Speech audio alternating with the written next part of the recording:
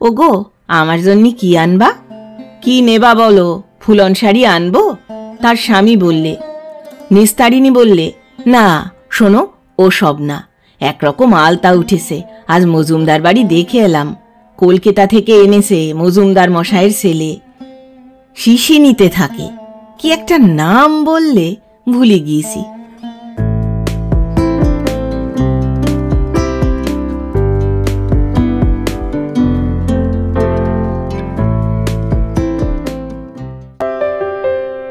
শুভেচ্ছা বন্ধুরা, এক রাশ শুভেচ্ছা আর ভালোবাসা। আমি অর্পিতা, আর আপনারা শুনছেন এক ব্যাগ গপ্প ইউটিউব চ্যানেল। বন্ধুরা, শুরুতেই একটা ছোট্ট অনুরোধ, এখনও যারা এক ব্যাগ গপ্প চ্যানেলটি সাবস্ক্রাইব করেননি তাদের উদ্দেশ্যে বলি, আজই চ্যানেলটি সাবস্ক্রাইব করে সঙ্গে থাকুন, উৎসাহ পাব এগিয়ে চলার। আজ পড়ব শ্রদ্ধেয় লেখক বিভূতিভূষণ বন্দ্যোপাধ্যায় রচিত একটি ছোট গল্প, মুক্তি। গল্প পাঠ করছি আমি অর্পিতা। উপস্থাপনায় এক ব্যাগ গপ্প ইউটিউব চ্যানেল।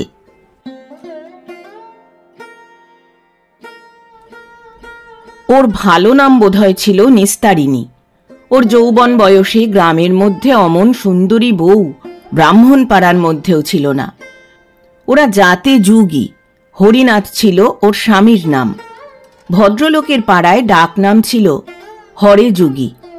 নিস্তারিণীর স্বামী হরিযুগীর গ্রামের উত্তর মাঠে কলা বাগান ছিল বড়। কাঁচকলা ও পাকা কলা হাটে বিক্রি করে কিছু জমিয়ে নিয়ে ছোট একটা মণিহারি জিনিসের ব্যবসা করে। রেশমি চুড়ি ছগাছা 1 পয়সা, 2 হাত কার 1 পয়সা ইত্যাদি। প্রসঙ্গক্রমে মনে হলো কার মানে ফিতে বটে, কিন্তু কার কি ভাষা? ইংরাজিতে এমন কোনো শব্দ নেই, হিন্দি বা উর্দুতে নেই, অথচ কার কথাটা ইংরেজি শব্দ বলে আমরা সকলেই ধরে নিয়ে থাকি। যাকসে, হরিযুগীর বাড়িতে 2খানা বড় বড় মেটে ঘর, 1খানা রান্নাঘর, মাটির পাঁচিল ঘেরা বাড়ি, অনেক পুষ্যি বাড়িতে, দুবেলা 15-16খানা পাত পড়ে। হরিযুগীর মা, হরিযুগীর 2টি ছোট ভাই, এক বিধবা ভাগ্নি, তার 2 ছেলে মেয়ে। সংসার ভালোই চলে, মোটা ভাত, কলাইয়ের ডাল ও ঝিঙে ও লাল ডাঁটা চচ্চড়ির কোনো দিন অভাব হয়নি। গরুর দুধও ছিল 4-5 সের। অবশ্য দুধের অর্ধেকটা ব্রাহ্মণ পাড়ায় যোগান দিয়ে তার বদলে টাকা আসত। গ্রামের মধ্যে সুন্দরী বৌঝির কথা উঠলে সকলেই বলতো হরে যুগীর বউয়ের মতো প্রায় দেখতে। গ্রামের নারী সৌন্দর্যের মাপকাঠি ছিল নিস্তারিণী। গেরস্ত ঘরের বউ স্নান করে ভিজে কাপড়ে ঘড়া কাঁকে নিয়ে যখন সে গাঙের ঘাট থেকে ফিরত, তখন তার উদ্দাম যৌবনের সৌন্দর্য অনেক প্রবীণের মুন্ডু ঘুরিয়ে দিত। এ গ্রামে একটা প্রবাদ আছে অনেক দিনের। তুলসী দারোগা নদীর ঘাটের পথ ধরে নীলকুঠির ওদিক থেকে ঘোড়া করে ফিরবার সময় তুঁত বটের ছায়ায় প্রস্ফুট তুঁত ফুলের মাদকতাময় সুবাসের মধ্যে এই সিক্ত বসনা গৌরাঙ্গী বধূকে ঘোড়া কাঁকে যেতে দেখল। বসন্তের শেষ, ঈষৎ গরম পড়েছে, নতুবা তুঁত ফুলে সুবাস ছড়াবে কেন? তুলসী দারোগা ছিল অত্যন্ত দুর্ধর্ষ জাহাবাজ দারোগা। হয়কে নয় করবার অমন ওস্তাদ আর ছিল না। চরিত্র হিসেবেও নিষ্কলঙ্ক ছিল এমন মনে করবার কোনো কারণ নেই। তুলসী দারোগার নামে এই অঞ্চলে বাঘে গরুতে এক ঘাটে জল খেত। তার সুনজরে একবার যিনি পড়বেন, তার হঠাৎ উদ্ধারের উপায় ছিল না। এহেন তুলসী দারোগা হঠাৎ উন্মনা হয়ে পড়ল সুন্দরী গ্রাম্য বধূকে নির্জন নদী তীরের পথে দেখে। বধূটিকে সন্ধান করবার লোকও লাগালে। হরিযুগীকে 2-3 বার থানায় যেতে হলো দারোগার সঙ্গে সাক্ষাৎ করতে, কিন্তু নিস্তারিণী ছিল অন্য চরিত্রের মেয়ে। শোনা যায় তুলসী দারোগার পাঠানো বৃন্দাবনী শাড়ি সে পা দিয়ে ছুঁড়ে ফেলে দিয়ে বলেছিল তাদের কলা বাগানের কল্যাণে অমন শাড়ি সে অনেক পরতে পারবে। জাতমান খুইয়ে বৃন্দাবনী কেন, বেনারসি পরবার শখও তার নেই। এই ঘটনার কিছুদিন পরেই তুলসী দারোগা এখান থেকে বদলি হয়ে যায়। আর একজন লোক কিন্তু কথঞ্চিত সাফল্য লাভ করেছিল অন্যভাবে। গ্রামের প্রান্তে গোঁসাইপাড়া, গ্রামের মধ্যে তারা খুব অবস্থাপন্ন গৃহস্থ, প্রায় জমিদার। বড় গোঁসাইয়ের ছেলে রতিকান্ত নদীর ধারে বন্দুক নিয়ে শিকার করতে গিয়েছিল সন্ধ্যার প্রাক্কালে। শীতকাল। হঠাৎ সে দেখলে কাদের একটি বউ ঘোড়াশুদ্ধ পা পিছলে পড়ে গেল, খুব সম্ভব তাকে দেখে। রতিকান্ত কলকাতায় থাকত, দেশের ঝি বউ সে চেনে না। সে ছুটে গিয়ে ঘোড়াটা আগে হাঁটুর ওপর থেকে সরিয়ে নিলে, কিন্তু অপরিচিতা বধূর অঙ্গস্পর্শ করলে না। একটু পরেই সে দেখলে বধূটি মাটি থেকে উঠতে পারছে না, বোধহয় হাঁটু মচকে গিয়ে থাকবে। নির্জন বনপথ, কেউ কোনো দিকে নেই। সে একটু বিব্রত হয়ে পড়ল। কাছে দাঁড়িয়ে বললে, মা, উঠতে পারবে না হাত ধরে তুলব? তারপর সে অপরিচিতার অনুমতির অপেক্ষা না করেই তার কোমল হাতখানি ধরে বললে, ওঠো মা, আমার উপর ভর দিয়ে, কোনো লজ্জা নেই, উঠে দাঁড়াবার চেষ্টা করো তো। কুণ্ঠিতা সংকুচিতা বধূ ছিল না নিস্তারিণী, সে ছিল যুগীপাড়ার বউ। তাকে একা ঘাট থেকে জল আনতে হয়, ধান ভানতে হয়, খাড় কাচতে হয়। সংসারের কাজকর্মে সে অনলস, অক্লান্ত। যেমনি পরিশ্রম করতে পারে তেমনি মুখরা, আর তেমনি সাহসিকাও বটে।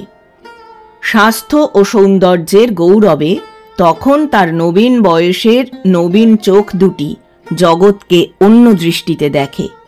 সে উঠে দাঁড়ালো। রতিকান্তের সঙ্গে কিন্তু কোনো কথা বললে না। বুঝতে পারলে গোঁসাইপাড়ার বাবুদের ছেলে তার সাহায্যকারী। বাড়ি গিয়ে 2-3 দিন পরে সে স্বামীকে দিয়ে এক ছড়া সুপক্ক চাঁপা কলা ও নিজের হাতের তৈরি বাঁশশলা ধানের খইয়ের মুড়কি পাঠিয়ে দিলে গোঁসাইপাড়া। বললে, আমার ছেলেকে দিয়ে এসো গে। নিস্তারিণী সেই থেকে সেই একদিনের দেখা সুদর্শন যুবকটিকে কত কি উপহার পাঠিয়ে দিত। রতিকান্তের সঙ্গে আর কিন্তু কোনো দিন তার সাক্ষাৎ হয়নি। গোঁসাই বাড়ির ছেলে যুগী বাড়িতে কোনো প্রয়োজনে কোনো দিন আসেনি। রতিকান্ত কলকাতাতেই মারা গিয়েছিল অনেক দিন পরে। নিস্তারিণীর 2-3 দিন ধরে চোখের জল থামেনি এই সংবাদ যখন সে প্রথম শুনলে। গ্রামের অবস্থা তখন ছিল অন্যরকম। সকলের বাড়িতে গোলা ভরা ধান, গোয়ালে 2-3টি গরু থাকত। সব জিনিস ছিল সস্তা।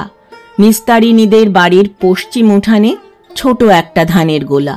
কোনো কিছুর অভাব ছিল না ঘরে, বরং ব্রাহ্মণ পাড়ার অনেক কেসে সাহায্যও করেছে। একবার বড্ড বর্ষার দিনে সে বাড়ির পিছনের আমতলায় ওল তুলছে। এমন সময় বাড়ুজ্জে বাড়ির মেয়ে খান্তমণি এসে বলল, ও যুগী বউ। নিস্তারিণী অবাক হয়ে মুখ তুলে চাইলে। বাড়ুজ্জে বাড়ির মেয়েরা কখনো তাদের বাড়ির বেড়ার ধারে দাঁড়িয়ে কথা বলে না। সে বললে, কি দিদিমণি? একটা কথা বলবো? বাড়ুজ্জে বাড়ির বউ বললে। নিস্তারিণী বললে, কি বলো দিদিমণি? বাড়ুজ্জে বাড়ির বউ বললে, আমাদের আজ একদম চাল নেই ঘরে, বাদলায় শুকোচ্ছে না।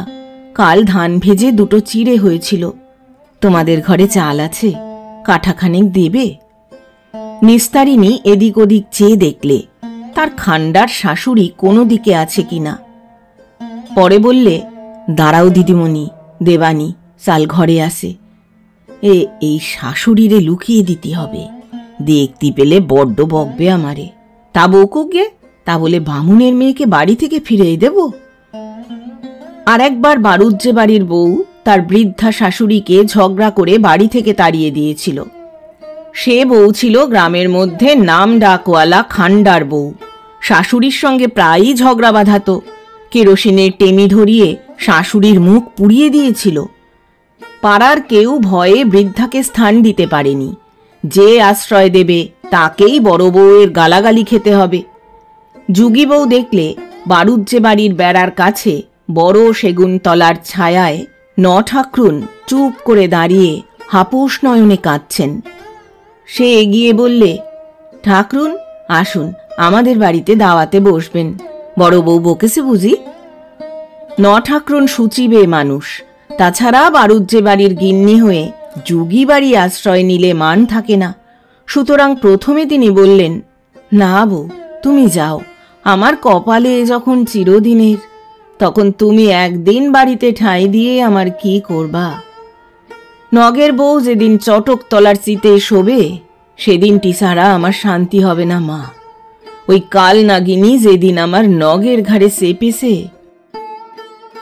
নিস্তারিণী ভয়ে ভয়ে বললে, চুপ করুন নগিন্নি, বউ শুনতে পেলে আমার স্তক রক্ষে রাখবে না। আসুন, আপনি আমার বাড়িতে আসুন, এইখানে দাঁড়িয়ে কষ্ট পাবেন কেন মিথ্যে? নগিন্নিকে বাড়ি নিয়ে গিয়ে সে নিজের হাতে তার পা ধুয়ে পিঁড়ি পেতে দাওয়ায় বসালে। কিছু খেতে দেওয়ার খুব ইচ্ছে থাকলেও বুঝলে বড় ঘরের গিন্নি ঠাকরুন এই বাড়িতে কিচ্ছুটি খাবে না, খেতে বলাও ঠিক হবে না, সে ভাগ্য সে করেনি।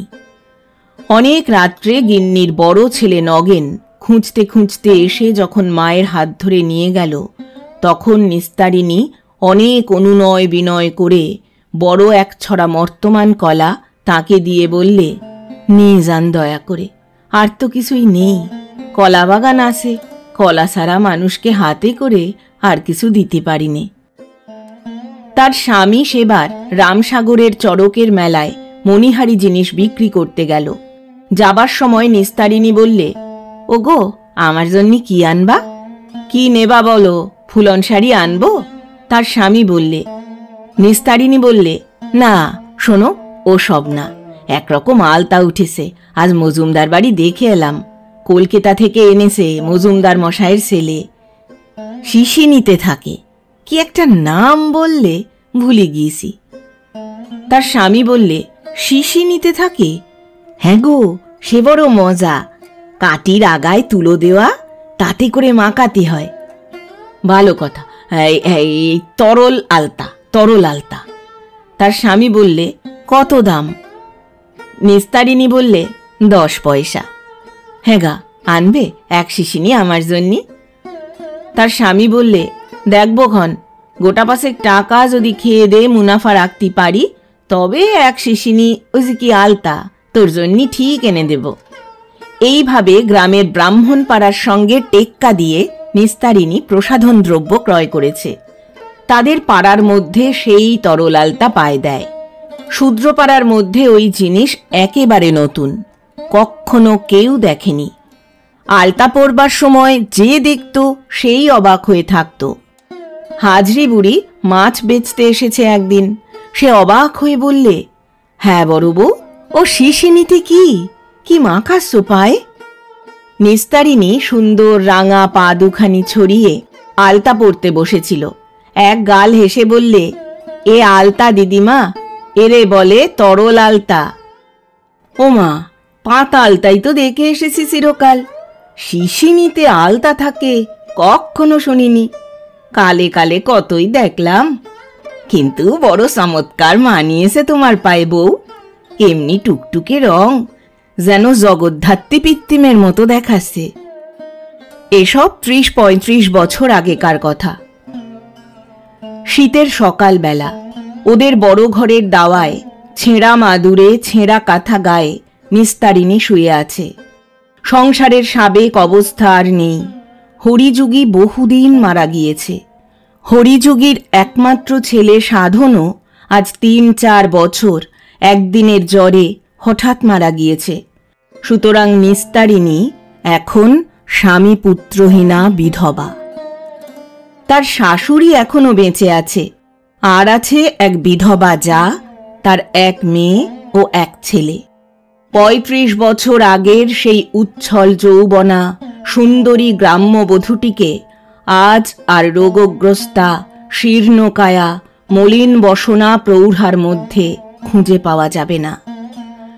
হরিযুগীর মৃত্যুর সঙ্গে সঙ্গে তাদের সেই গোয়াল ভরা গরু ও গোলা ভরা ধান অন্তর্হিত হয়েছে। ঘরের চালে খড় নেই। 3-4 জায়গায় খুঁচি দেওয়া খসে পড়া চালে বর্ষার জল আটকায় না। গত বর্ষায় চালের ওপর উচ্ছে লতা গজিয়ে একদিকে ঢেকে রেখেছে। মাটির দাওয়ার খানিকটা ভেঙে পড়েছে, পয়সার অভাবে সারানো হয়নি। কষ্টে সৃষ্টে সংসার চলে। সংসারের কর্তা, যার আয়ে সংসারের শ্রী, সে চলে যাওয়ায় নিস্তারিণীর আদর এই বাড়িতে আর নেই। আগে ছিল সেই সংসারের কর্ত্রী, এখন তাকে পরের হাত তোলা খেয়ে থাকতে হয়। তার ছেলে সাধন বাপের মণিহারি দোকান আর কলা বাগান কোনো রকমে বাঁচিয়ে রেখেছিল। 3 বছর আগের এক ভাদ্র মাসে খুব বৃষ্টির পরে সাধন নদীর ধারে কলা বাগানে কাজ করতে গিয়ে সেখানে মারা যায়। কেন মারা যায় তার কারণ কিছু জানা যায়নি। সন্ধ্যা পর্যন্ত সাধন ফিরল না দেখে তার ঠাকুরমা নাতিকে খুঁজতে বার হচ্ছে, এমন সময় বেলেডাঙ্গার 2জন মুসলমান পথিক এসে খবর দিলে সাধন মুখ গুঁজরে কলা বাগানের ধারের পথে কাদার ওপর পড়ে আছে, দেহে বোধহয় প্রাণ নেই। সকলে ছুটতে ছুটতে গেল, গ্রামের লোক ভেঙে পড়ল। সকলে গিয়ে দেখল সাধন সত্যি উপুর হয়ে কাদার ওপর পড়ে, সর্বাঙ্গে কাদা মাখা। তার ওপর দিয়ে এক পশলা বৃষ্টিও হয়ে গিয়েছে। যেখানে শুয়ে আছে সেখানটা রক্ত পড়ে অনেকখানি জায়গা রাঙা। খানিকটা বৃষ্টির জলে ধুয়েও গিয়েছে, রক্তটা পড়েছে সাধনের মুখ থেকে। গরিবের ঘরের ব্যাপার 2 দিনেই মিটে গেল। সংসারের অবস্থা আরও খারাপ হয়ে পড়ল। ক্রমে বাড়িতে উপার্জনক্ষম পুরুষ মানুষের মধ্যে বাকি কেবল হরিযুগীর ভাই যুগলের ছেলে বলাই। যুগলও বহুদিন পরলোকগত। দাদার মৃত্যুর পরের বৎসরেই সে বিধবা স্ত্রী ও 2 বছরের শিশুপুত্রকে রেখে মারা যায়। বলাই এখন 16 বছরের বেশ কর্মঠ ও স্বাস্থ্যবান বালক। নিস্তারিণীকে এখন আদর করে নিস্তার বা বড় বউ বলে কেউ ডাকে না। যে ডাকত সে নেই। এখন তার নাম সাধনের মা। কেউ ডাকে পিন্টুর ঠাকুমা। পিন্টু সাধনের শিশুপুত্র, এখন তার 3 বছর বয়স। সাধনের বিধবা বউয়ের বয়স এই সবে 17। নিস্তারিণী ডাক দিল, ও পিন্টু, পিন্টু। পিন্টু উঠানের আমতলায় খেলা করছিল। কাছে এসে বললে, কি ঠাকুমা, তোর মাকে একবার ডেকে দে। পিন্টুর ডাকে তার মা এসে দাওয়ার ধারে দাঁড়িয়ে বলল, কি হয়েছে, ডাকছ কেন? নিস্তারিণী বলল, আমি আজ 2টো ভাত খাবো, বল তোর ঠাকুরমাকে। পুত্রবধূ ঝংকার দিয়ে বললে, ভাত বললেই অমনি ভাত, খাবা কোথা থেকে? সে আমি বলতে পারবো না ঠাকুরমাকে। নিস্তারিণী বলল, তবে একগাল খই কি চিড়ে ভাজা, যা হয় দেখুন, খিদে মোলাম। হ্যাঁ, আমি তোমার জন্যই বামুনপাড়ায় বেরুই, লোকের দৌড় দৌড়। অসুখ হয়েছে, চুপ করে শুয়ে থাকো বাপু। ওরা ওই রকম। সাধনের বউ মুখ ঝংকার দেয়, তাকে একেবারেই মানে না। সেকালের আর একালের মেয়েতে কি তফাত, তাই সে ভাবে এক এক সময়। তারও একদিন 17 বছর বয়স ছিল, কখনো শাশুড়ির একটা কথার অবাধ্য হতে সাহস হতো তার? আশ্চর্য। একটু পরে নিস্তারিণীর শাশুড়ি এসে দূরে দাঁড়িয়ে বললে, বলি হ্যাঁ বউ, তোমার আক্কেলখানা কি? আজ নাকি ভাত খেতে চেয়েছ? জ্বর রয়েছে 24 প্রহরের জন্যি? ভাত খেলেই হলো অমনি? বলি স্বামী খেয়েছ, পুত্তুর খেয়েছ, দেওর খেয়েছ, এখনো খাওয়ার স্বাদ মেটেনি তোমার? নিস্তারিণী বড় দুর্বল হয়ে পড়েছে অসুখে। তবু সে বললে, স্বামী পুত্তুর তো তুমিও খেয়েছিলে, তবুও 3 পাথর করে ভাত মারো তো 3টি বেলা, লজ্জা করে না বলতি? নিস্তারিণীর শাশুড়ি একথার উত্তরে চিৎকার করে গালাগালি দিয়ে এক কাণ্ডই বাঁধালে। সাধনের বউকে ডেকে বলে দিলে, ওকে কিচ্ছু খেতে দিবি নে, আজ বলে দিচ্ছি। এই সংসারে যে খাটবে সে খাবে। আমরা সবাই মায়ে জিয়ে খাটি, ও শুধু শুয়ে থাকে। রোগ নিয়ে শুয়ে থাকলি এ সংসারে চলে না। তার ওপর আবার যে সে রোগ নয়, ওকে বলে পাণ্ডুর রোগ। মুখ হলদে, চোখ হলদে, হাত পা ফুলেছে। ও কি সহজ রোগ? ও আর উঠবেও না, খাটবেও না, কেবল শুয়ে শুয়ে পাথর পাথর খাবে। নিস্তারিণী বললে, খাবো খাবো, বেশ করব। আমার খোকা কলা বাগান সামলে রাখত, তারই আয়ে বাড়ি শুদ্ধ খাওনি। সেই কলা বাগান তদবির করতে গিয়েই বাছা আমার চলে গেল। তোমরা ওদের বাপ ছেলের রক্ত জল করা কলা বাগান, মণিহারি ব্যবসা ঘোচালে। এখন আমায় বসিয়ে খেতে দেবে না তো কি করবে? নিশ্চয়ই দিতে হবে। বাসি আখার ছাই খেতে দেব? ডাইনি রাক্ষসী, আমার সংসার তোর দৃষ্টিতে জ্বলে পুড়ে গেল। নইলে কি না সেলো, গোলা ভরা ধান সেলো না, হাঁড়ি ভর্তি ডাল ডুল, গোয়াল ভর্তি গরু ছাগল সেলো নাকি? উভয় পক্ষের চেঁচামেচি শুনে ওর যা নির্মলা সেখানে এসে পড়ল। এটি হরিযুগীর ছোট ভাই যুগলের বিধবা স্ত্রী। এর একমাত্র পুত্র বলাই এই সংসারের একমাত্র উপার্জনক্ষম পুরুষ মানুষ। বলাইয়ের বয়স এখন এই 19 বছর। বলাই বাঁশ কিনে গাড়ি বোঝাই দিয়ে রেল স্টেশনে নিয়ে যায়, সেখান থেকে মালগাড়িতে উঠিয়ে কলকাতায় পাঠায়। গত বছর খানেক এই ব্যবসা করে সে গোটা 50 টাকা হাতে জমিয়েছে। মার হাতেই এনে দিয়েছে সে টাকা। নির্মলা আবার সেই টাকাটা থেকে 20টা টাকা শাশুড়িকে দিয়েছে। বুড়ি সেই টাকায় পাশের গ্রাম থেকে দুধ কিনে এই গ্রামের ব্রাহ্মণ পাড়ায় যোগান দেয়, তাতেও সামান্য কিছু লাভ থাকে। বুড়ির বয়স 70 ছাড়িয়ে গেলেও সে এখনো দুপুর রোদে সারা পাড়া সারা গ্রাম ঘুরে বেড়ায়। দূর দূরান্তরের চাষা গায়ে হাঁসের ডিম, মুরগির ডিম সংগ্রহ করতে যায় ব্রাহ্মণ পাড়ায় বিক্রির জন্যে। নির্মলা নিজেও বসে থাকে না।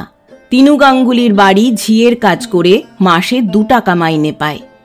সুতরাং এই সংসারে এখন নির্মলার প্রতিপত্তি বেশি। নিস্তারিণীর দিন সকল রকমেই চলে গিয়েছে। এখন নির্মলার ছেলে বলাই পয়সা আনে, নির্মলা নিজে পয়সা আনে। বলাইয়ের পয়সায় ওর ঠাকুরমা দুধের যোগান দিয়ে কিছু আয় করে। নিস্তারিণী শীর্ণ পাণ্ডুর দেহে, উত্থান শক্তি রহিত শয্যাগত অবস্থায় শুধু খাই খাই করে, রোগের দুষ্ট ক্ষুধায় অবোধ বালিকার মতো। হরিযুগী বেঁচে থাকলে তার সে অন্যায় আবদার খাটত, সাধন বেঁচে থাকলেও খাটত। আজ তার আবদার কান পেতে শোনবার লোক কে আছে এই সংসারে? নির্মলার বয়স 35-36, বেশ ধবধবে ফর্সা, মুখ চোখ ভালোই, মাথায় এখনো এক ঢাল চুল, একটি চুলেও পাক ধরেনি। যুগীদের মেয়েরা সাধারণত সুন্দরী হয়ে থাকে। নির্মলার মেয়ে তারাও বেশ সুন্দরী। তারা বলাইয়ের ছোট, এইমাত্র 14 বছর বয়স। আজ বছর 2 হলো এই গ্রামেই তার বিয়ে হয়েছে। নির্মলা এসে বললে, দিদি চেঁচিও না, ঝগড়া করে মরছো কেন? নিস্তারিণী কাঁদতে কাঁদতে বললে, দেখ দেখি ছোট বউ, আমায় কিনা রাক্ষসী ডাইনি বলে। আমি নাকি এসে ওনার সংসারে আগুন লাগিয়ে দিয়েছি। আমার স্বামী পুত্রের অন্ন উনি কোনোদিন বুঝি দাঁতে কাটেননি? নির্মলা বললে, সে তো তুমিও ওনাকে বলেছ। যাক, এখন চুপটি করে শুয়ে থাকো। ও ছোট বউ, আমি 2 ভাত। না, আজ না, তোমার গা ফুলেছে, মুখ ফুলেছে, তুমি ভাত খাবে কি বলে আজ? নির্মলা বললে। তা হোক, তোর পায়ে পড়ি। নিস্তারিণী বললে। নির্মলা বললে, আচ্ছা এখন চুপ করো, বেলা হোক, ভাত রান্না হোক, আমি বলবো তখন। নিস্তারিণীর হাত পা মুখ ফুলেছে, একথা ঠিকই। কি বিশ্রী চেহারা হয়ে গিয়েছে তার, ওর দিকে যেন আর তাকানো যায় না, এমন খারাপ দেখতে হয়েছে ও। যত্ন করবার কেউ না থাকাতে আরও দিন দিন ওর অবস্থা খারাপ হয়ে উঠেছে। খেতে ইচ্ছে করে, কিন্তু আগ্রহ করে খেতে দেবার কেউ নেই।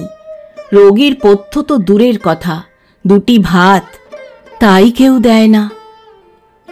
ক্ষুধার জ্বালা সহ্য করতে না পেরে বেলা 10টা আন্দাজ সময়ে সে নাতিকে ডেকে চুপি চুপি বললে, পিন্টু 2টো পেয়ারা আনতে পারিস? পিন্টুর মা ছেলেকে বলে, খবরদার, যাবি না বুড়ির কাছে, ওর পাণ্ডুর রোগ হয়েছে, ছোঁয়াচে রোগ। ছেলে খেয়ে বসে আছে, ডাইনি আবার নাতিকে খাবার জোগাড় করছে। ঠ্যাং ভেঙে দেব যদি ওর কাছে যাবি। বেলা দুপুরের পরে সে ভীষণ জ্বরে বিকেল পর্যন্ত অঘোরে বেহুশ হয়ে পড়ে রইল। কখন যে এ বাড়ির লোক খাওয়া দাওয়া করেছে তা সে কিছুই জানে না। যখন তার খানিকটা জ্ঞান হলো, তখন ভাদ্র মাসের রোদ প্রায় রাঙা হয়ে উঠানের আম গাছটা বাঁশঝাড়গুলোর আগায় উঠে গিয়েছে। মুখের কাঁথাটা খুলে দিয়েই ও চি চি করে প্রথমেই ডাকলে, ও পিন্টু, পিন্টু। পিন্টু কোথা থেকে ছুটে এসে বলল, কি ঠাম্মা, আমার জন্যে সেই পেয়ারা আনলি? না ঠাম্মা, আনিসনি, ছেলে মানুষ, ভুলে গিয়েছিস, বস এখানে। কিন্তু পিন্টু বসতে ভরসা পায় না, মা দেখতে পেলে মার খেতে হবে। সে আনমনে খেলা করতে করতে অন্যদিকে চলে গেল। একটু পরে নিস্তারিণী আবার ডাকলে, ও ছোট বউ, ছোট বউ। কেউ উত্তর দিল না, কারণ এই সময় বাড়িতে কেউ থাকে না। আরও দুবার ডাক দিয়ে নিস্তারিণী অবসন্ন হয়ে পড়ল। তার বেশি চেঁচামেচি করবার ক্ষমতা নেই। বেশ খানিকক্ষণ পরে নির্মলার মেয়ে তারা এসে বললে, হ্যাঁ জ্যাঠাইমা, ডাকছিলে? নিস্তারিণী চিঁচি করতে করতে বললে, কাতরে কাতরে মরে গেলাম, তা যদি তোমাদের একজনও উত্তর দেবে। একজন এমন রুগী বাড়িতে রয়েছে, বস এখানে একটু। তারা ওর মায়ের মতো ছিপছিপে গড়নের সুন্দরী বালিকা, নতুন বিয়ের কোণে, পাশেই শ্বশুর বাড়ি। নবীন যুগীর ছেলে অভিলাষ তার স্বামী, এই মাত্র শ্বশুর বাড়ি থেকেই আসছে। আসবার কারণ অন্য কিছু নয়, অভিলাষ এখনই গরম মুরকি মেখেছে। বালিকা স্ত্রীকে আদর করে বলেছে, তোদের বাড়ি থেকে ধামি নিয়ে আয়, মুরকি খেতে দেব। এই জন্যেই তার আগমন। রোগগ্রস্ত জ্যাঠাইমা বুড়ির বকুনি শোনবার জন্যে সে এখন এখানে বসতে আসেনি। সুতরাং সে বিব্রত মুখে বললে, ও জ্যাঠাইমা, আমি এখন বসতে পারবো না। তোমার জামাই মুরকি মেখেছে, নিয়ে বেলেডাঙায় ফিরি করতে বেরুবে। নিস্তারিণী বললে, তোর মা কোথায়? তারা বললে, বাড়িতে কেউ নেই, মা গাঙ্গুলি বাড়ি কাজ করতে গিয়েছে, ঠাকুমা নরহরিপুরে হাঁসের ডিম আনতে গিয়েছে। নিস্তারিণী বললে, পিন্টুর মা কোথায়? তারা বললে, ওই যে শিউলিতলায় বসে বাসন মাজছে। নিস্তারিণী বললে, একটু ডেকে দিয়ে যা দেখি মা। পরে সুর খুবই নিচু করে বললে, মা, দুটো মুরকি অভিলাষের কাছ থেকে নিয়ে আয় না, আমার নাম যেন করিস নে। তারা বললে, সে আমি পারবো না, অসুখ গায়ে মুরকি খাবে কি? তারপর শেষকালে ঠাকুমা টের পেলে আমায় বকে ভূত ঝাড়াবে। চললাম আমি। ও বৌদিদি, শুনে যাও, জ্যাঠাইমা ডাকছে। পুত্রবধূ বিরক্ত মুখে এসে দূরে উঠোনে দাঁড়িয়ে বললে, বলি ডাকের ওপর ডাক কেন অত? আমার সংসারে কাজকর্ম নেই না? তোমার কাছে বসে থাকলে চলবে? কি বলছো বলো? নিস্তারিণী কাতর সুরে বললে, তা রাগ করিস নে আমার ওপর বৌমা, আমায় দুটো ভাত দে। দি, জ্বরে বেহুশ হয়ে পড়ে আছো, ভাত না খেলে কি চলে? পুত্রবধূ বললে। নিস্তারিণী বললে, তবে আমি কি খাবো, খিদে পায় না? আমি জানি নে, আদিক্ষেতার কথা শোনো, খিদে পায় তা আমি কি করব? ঠাকুমা এলে বলো, ঠাকুমা না বললি আমি ভাত দিতে পারবো না। পুত্রবধূ বললে। নিস্তারিণী বললে, পিন্টু কোথায়? একটু ডেকে দে আমার কাছে, বড্ড ইচ্ছে করে দেখতি। পুত্রবধূ ঝংকার দিয়ে বলে উঠল, অত সোহাগে আর কাজ নেই? ছেলের মা তাকে বসে আছে, এখন নাতিটি বা কি? নিস্তারিণী মিনতির সুরে বললে, অমন করে বলতি নেই বৌমা, তা দে ডেকে, কিচ্ছু হবে না, দে একবার ডেকে। পুত্রবধূ হাত পা নেড়ে বললে, না না, হবে না, তোমার পাণ্ডুর রোগ হয়েছে, বিশ্রী ছোঁয়াচে রোগ। আমি ছেলে পাঠাতে পারবো না তোমার কাছে, গেলি আমার যাবে, তোমার কি? কথা শেষ করেই মুখ ঘুরিয়ে পুত্রবধূ চলে গেল। নিস্তারিণীর দুই চোখ দিয়ে ঝরঝর করে জল গড়িয়ে পড়ে ছেঁড়া ময়লা তেলচিটে বালিশটা ভিজিয়ে দিলে। এমন কথাও লোককে লোকে বলে, তাও নিজের পুত্রবধূ। সাধনের নাম রেখেছে ওই ধুলো গুঁড়োটুকু, ওই অবোধ শিশু। মা সাত ভেয়ে কালী তার মঙ্গল করুন, মঙ্গল করুন। সে না তার ঠাকুরমা? বৌমা বলে কিনা গেলে তারই যাবে। সন্ধ্যার কিছু পূর্বে নির্মলা বামুনবাড়ির কাজকর্ম সেরে ফিরে এলো। বড় জায়ের কাছে গিয়ে বললে, কেমন আছো দিদি, দেখি গা দেখি। নিস্তারিণী না ঘুম না জ্বরে আচ্ছন্ন মতো হয়ে পড়েছিল। কপালে ঠান্ডা হাতের স্পর্শ পেয়ে জেগে উঠে বললে, কে? ছোট বউ? তুই আবার আমায় শুলি কেন? তোর পাশে পাণ্ডুর রোগ হয়, আজ আমায় বৌমা বলেছে। হ্যাঁ ছোট বউ, সাধনের ছেলে আমার কেউ নয়, বলো তুমি। নিস্তারিণী নিঃশব্দে কাঁদতে লাগলো। নির্মলা বললে, চুপ করো, চুপ করো দিদি, সবই তোমার কপাল। পিত্তিমের মতো বউ ছিলে, সব তো দেখেছি। স্বভাব চরিত্রের সম্বন্ধে কেউ একটা কথা বলতে পারেনি কোনোদিন। নিস্তারিণী বললে, কেন দেওরদের কোলে পিঠে করে মানুষ করিনি? আমি যখন ঘর করতে এলাম তোর স্বামী তখন 9 বছরের ছেলে, আমার পাত থেকে বেগুন পোড়া ভাত মেখে খেত। আর আজ আমি নাকি হয়েছি ডাইনি। চুপ করো দিদি, এসব কথা আমি সব জানি। এখন কি খাবে তাই বলো, ছোট বউ বললে। নিস্তারিণী মিনতির সুরে বললে, 2 ভাত। না, আমায় বকিও না। সারাদিন কাজ করে দুঃখ ধান্দা করে এলাম, 2 মুড়ি নিয়ে এসেছি, ছোট বউ বললে। নিস্তারিণী বললে, শোন ছোট বউ, অভিলাষ আজ গরম মুরকি মেখেছে, তারা বলে গেল। না, সেসব হবে না, গুড়ের মুরকি জ্বর হলে খায় না। 2 তেল নুন দিয়ে মুড়ি মেখে দিগে, খেয়ে 1 ঘটি জল খেয়ে আজ রাত্রির টুকু পড়ে থাকো। শুনেছো কাণ্ড? বাজারে নাকি সালির পালি 1.5 টাকা। ভাত আর খাতি হবে না। বলাই আর কত রোজগার করবে? কি করে এই বিধবার পুরি চালাবে? ধান ফুরিয়ে এসেছে, এবার আমাদের মতো গরিবদের না খেয়ে মরণ। নিস্তারিণী স্তব্ধ হয়ে শুনলে। অসুস্থতার দরুন সে বহুদিন অবধি বৈষয়িক ব্যাপারে নিস্পৃহ। তবুও 1.5 টাকা 1 পালি চাল শুনে সে যেন অত জ্বরের ঘোরের মধ্যেও চমকে গেল।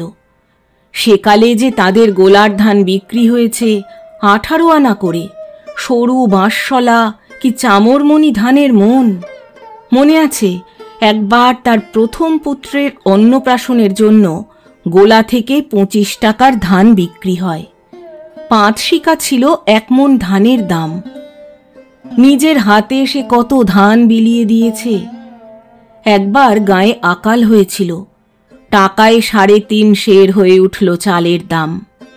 বামুনপাড়ার মেজ গিন্নি একদিন তাকে বাড়িতে ডেকে বললেন, বউ, তোমায় একটা কথা বলি, খাওয়া দাওয়ার বড্ড কষ্ট, 2 মণ ধান আমারে ধার দিতে হবে।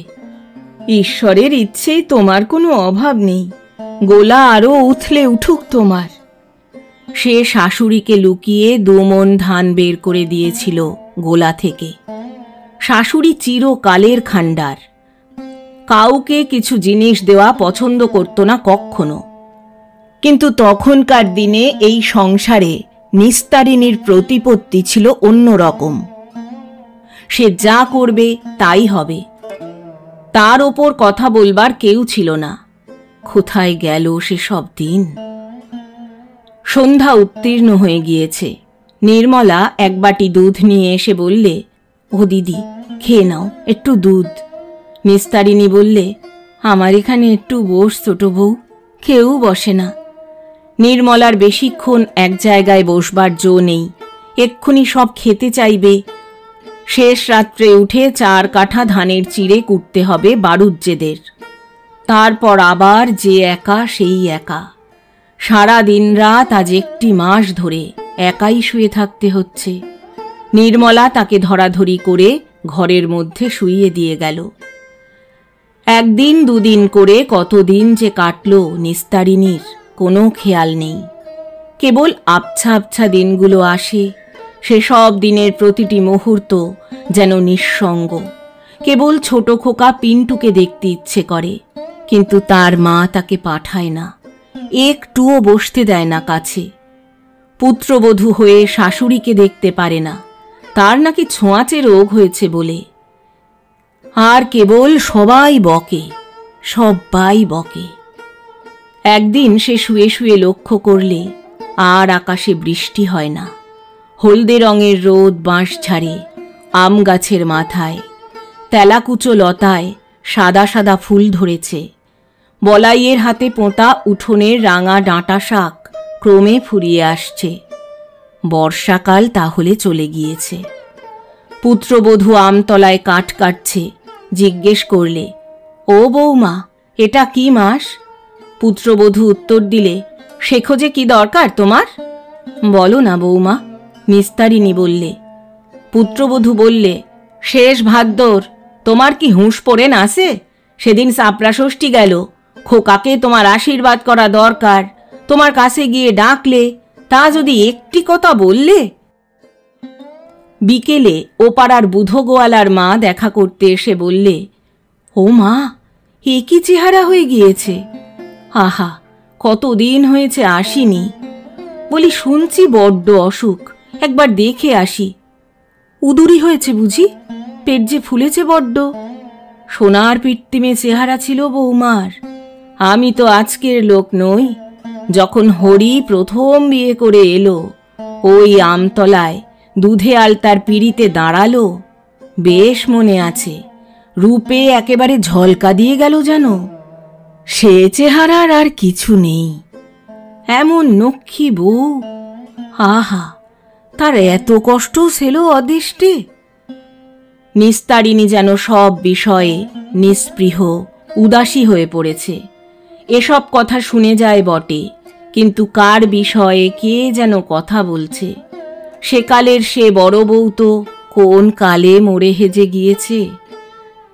সেই রূপসী লক্ষ্মীর মতো সংসার জোড়া বড় বউ কোথায় আজ?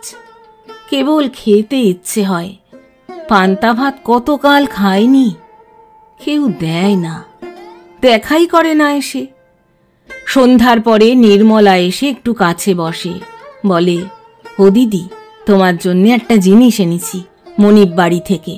নিস্তারিণী ব্যগ্রভাবে বলে, কি কি? নির্মলা বলে, চুপ করো, দুটো তালের বড়া গিন্নি ভাজছে, তা আমাকে দিলে খেতে। নিস্তারিণী বললে, কতকাল খাইনি, দে। নির্মলা বেশিক্ষণ বসতে পারে না। রান্নাঘরে খই ভেজে দিতে হবে জামাই অভিলাষকে। তারা বলে দিয়েছে কাল মুরকি মাখবে সকালবেলা। সে মুরকির ব্যবসা করে, কিন্তু খই ভাজা কাজটা মেয়ে মানুষের, পুরুষের নয়। ওটা শাশুড়ির বিনা সাহায্যে সম্পূর্ণ হয় না। রান্নাঘরে যেতে সাধনের বউ বললে, কাকিমার বুড়ির কাছে রোজ বসা চাই। অমন ফুলে ঢোল হয়ে উঠেছে, পাপের দেহ, তাই কষ্ট পাচ্ছে, নইলে মরে যেত কোন কালে। নির্মলা ধমক দিয়ে বললে, অমন বলিস নে বৌমা, মুখে পোকা পড়বে। সতীলক্ষ্মী মেয়ের নামে কিচ্ছু বলো না। তোরা আপন শাশুড়ি না? তুই ওসব কথা মুখে বের করিস কি করে? আজই না হয় ও অমন হয়ে গিয়েছে, ও যে কি ছিল আমি সব দেখেছি। এই সংসারের যা কিছু শক্তি শিরোডা কাল ও পুইয়েছে। দেওরদের মানুষ করা, বিয়ে থাওয়া দেওয়া, ও না থাকলে সংসার টিকতো না। আজ না হয় ওর। সাধনের বউ ঠোঁট উল্টে বললে, হোগ্গে যাক বাপু, ও নিজের ছেলে খেয়েছে, তার ওপর আমার এতটুকু ছেদ্দা নেই, যতই বলো। ও খেয়েছে কি বলিস বৌমা? ও ছেলে খেয়েছে? যাবার অদেষ্টে যায় চলে, কার দোষ দেব? তাহলে তো তোকেও বলতে পারি, তুই স্বামী খেয়েছিস। এই কথার উত্তরে খুড়শাশুড়ি ও বউয়ে তুমুল ঝগড়া বেঁধে উঠল। আশ্বিন মাসের মাঝামাঝি, পুজো প্রায় এসে পড়েছে। নিস্তারিণী একেবারে উত্থান শক্তিহীন হয়ে পড়েছে। দিনের অর্ধেক সময় তার জ্ঞান থাকে না। এক একবার চেতনা সজাগ হয়ে ওঠে, তখন কেবল এদিক ওদিক চেয়ে নাতিকে খোঁজে, নির্মলাকে খোঁজে। ওর মলিন বিছানা ও সারা দেহে কেমন একটা দুর্গন্ধ বলে আজকাল কেউই কাছে আসতে চায় না। কেবল খাওয়ার সময় কোনোদিন নির্মলা, কোনোদিন বা সাধনের বউ দুটো ভাত দিয়ে যায়। সেদিনও চোখ মেলে ভাত খাবার চেষ্টা করলে, কিন্তু পারলে না। অনেকক্ষণ পরে পুত্রবধূ বললে, ভাত খাওনি যে, খাইয়ে দেব? নিস্তারিণী অবাক হয়ে গেল, অসুখের ঘোরের মধ্যেও। বললে, তাই দে বৌমা। সাধনের বউ ভাত দুটি খাইয়ে এঁটো থালা নিয়ে চলে গেল। একটু পরে নির্মলা বাড়ি এলো। রোগীকে দেখতে গিয়ে ওর মনে হলো অবস্থা ভালো নয়। আপন মনে বললে, ঠাকুর, ওকে মুক্তি দাও, বড় কষ্ট পাচ্ছে। প্রতিদিন সন্ধ্যায় যেমন নিস্তারিণীর জ্ঞান হয়, আজও তেমনি হল। যাকে অবোধ বালিকার মতো আবদারের সুরে বললে, দুটো পান্তা ভাত আর ইলিশ মাছ ভাজা খাবো। নির্মলা ২-৩ দিনের চেষ্টার পরে অতি কষ্টে এই যুদ্ধের বাজারে ইলিশ মাছ জুটিয়ে এনেছিল, কিন্তু যাকে খেতে দিতে পারেনি। নিস্তারিণীর অবস্থা ক্রমেই খারাপের দিকে ঝুঁকল পরদিন দুপুর থেকে। সে অসুখের ঘোরে কোন বিস্তৃত পথ বেয়ে ফিরে গেল তার যৌবন দিনের দেশে। বাড়ুজ্যেদের নগিন্নি যেন এসে হেসে হেসে বলছেন, আমায় আজ 2 কাঠা চাল ধার দিতে হবে বউ। বৌমা তাড়িয়ে দিয়েছে বাড়ি থেকে, তুমি না দিলে দাঁড়াবো কোথায়? যেসব লোক কতকাল আগে চলে গিয়েছে, তারা যেন এসে দিন রাত ওর বিছানার চারিপাশে ওকে ঘিরে ভিড় করছে। বহুদিন পর শরৎ অপরাহ্নে আগের মতো হাট থেকে ফিরে ওর স্বামী যেন হাসি মুখে বলছে, ও বড় বউ, কলা বিক্রির দরুন টাকাগুলো এই নাও, তুলে রেখে দাও। আর এই ইলিশ মাছটা ভারী সস্তা আজ হাটে। ওর সব দুঃখ, সব অপমান, অনাদরের দিনে হঠাৎ আজ এমন অপ্রত্যাশিতভাবে অবসান হলো কিভাবে?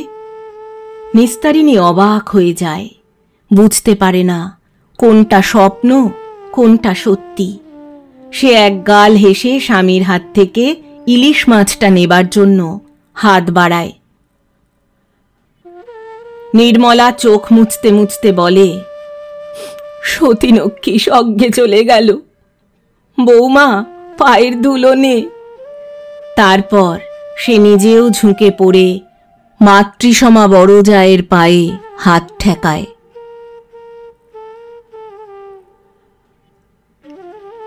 এতক্ষণ শুনলেন শ্রদ্ধেয় লেখক বিভূতিভূষণ বন্দ্যোপাধ্যায় রচিত একটি ছোট গল্প, মুক্তি। গল্প পাঠ করলাম আমি অর্পিতা। উপস্থাপনায় এক ব্যাগ গপ্প ইউটিউব চ্যানেল। বন্ধুরা, গল্প পাঠ ভালো লাগলে চ্যানেলটি সাবস্ক্রাইব করে পাশে থাকবেন। আবার আসবো আগামী সপ্তাহে আবার একটি ভালো লাগা গল্প নিয়ে। আজ তাহলে বিদায় নিচ্ছি। সবাই ভালো থাকবেন, সুস্থ থাকবেন।